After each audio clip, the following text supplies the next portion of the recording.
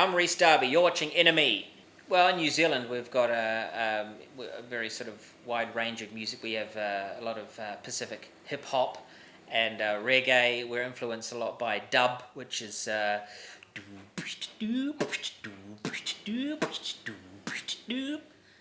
put the Barbie on, and we put our own sort of take on it. So talk about barbecues, surfing, especially at Christmas, which is weird for a lot of people in the northern hemisphere. And then I'm also influenced by hard rock and roll, like AC/DC, which is Australian, of course. But on the back of that, New Zealand came up with the Datsuns, which you've probably heard of. I mean, back in my day, to be honest with you, we didn't have the Datsuns. They were a bit of a new thing, and then to be honest, they've come and gone. It's not just music for me; it's dance, and what we've done in New Zealand, we've added the two together. We've called it dance music. So instead of before that happened, a lot of people were just dancing, and you couldn't tell why. And then the music sort of came in, and that sort of made sense now to sort of move with it. So I always started off as a dancer before the music came onto the scene. So it was a lot of sort of a cappella dancing. So you just make up the sound in your head, and you can move any way you like, and you can't get brought down by others because what are you dancing to? That's not the right beat. Well, yes, it is. It's in my head. You don't know how it's beating. So yes, it is going boom ba ba boom boom. Doesn't have to make sense. So your moves can be quite jerky, and you get away with it. I always say as a stand-up that musical comedy is the easy way out because even if it's a bad song, at the end of it, people are going to applaud, and they don't do that with jokes. So I guess the difference is, if you're really musically talented and the songs are brilliant, they don't even have to be that funny. So when they are funny, it's a total bonus. I've gone out on stage and sung Leggy Blonde once, and people were cheering before I even got the first word out. That was probably because the Concords were on stage, actually. Yeah. You can't go through a career like mine, 10 years, spanning 10 years as a stand-up without having a few gigs that didn't work out.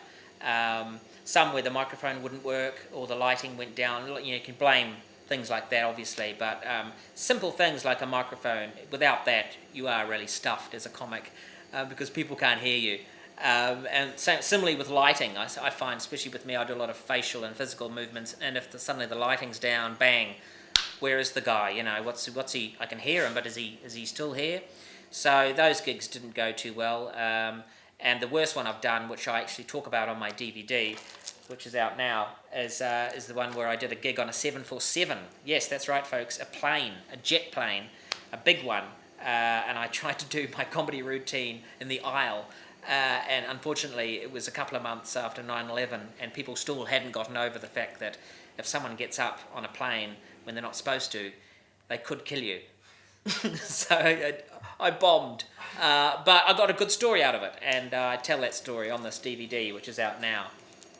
I was always friends with Brett and Jermaine. We came over to Edinburgh together, not together on the same plane. I think they caught the one after me. And started performing in Scotland, doing our little shows, hoping that people would come along for the festival. And it turns out they did come to their show. And so when the BBC approached them to make a pilot for a radio series, they said to Rhys, being me, would you like to help out? You could play our manager, because that would be a great concept. We could have meetings with the manager about where the career is going to go.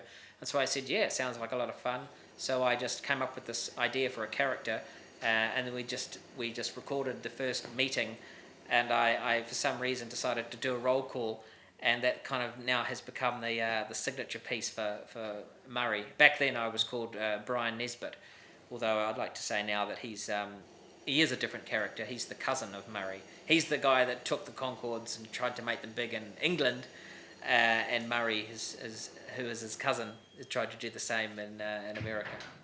Murray Hewitt is based on Brian Nesbitt,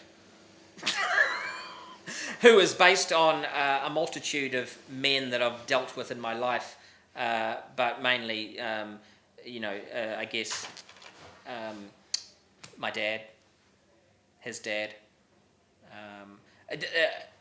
Kiwi characters, guys who have got a lot of hope and spirit in their heart, but don't have too much upstairs in terms of worldly views or knowledge about anything that they're talking about.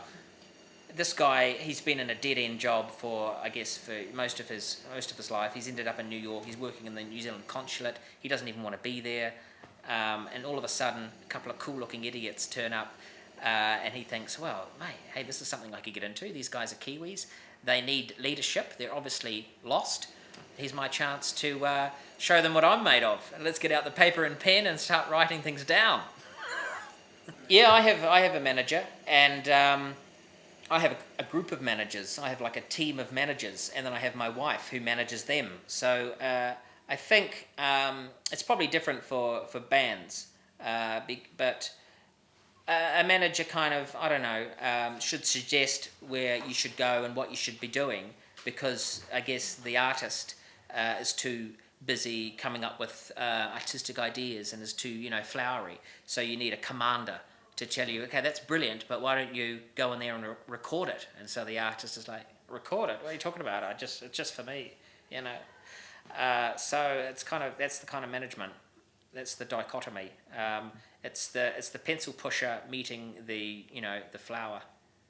I've met a few band managers who have said to me, I used to be in a band, but it didn't quite work out, and then I ended up managing the bloody band I was in, and then that didn't work out, and now I'm just managing down at Tesco's.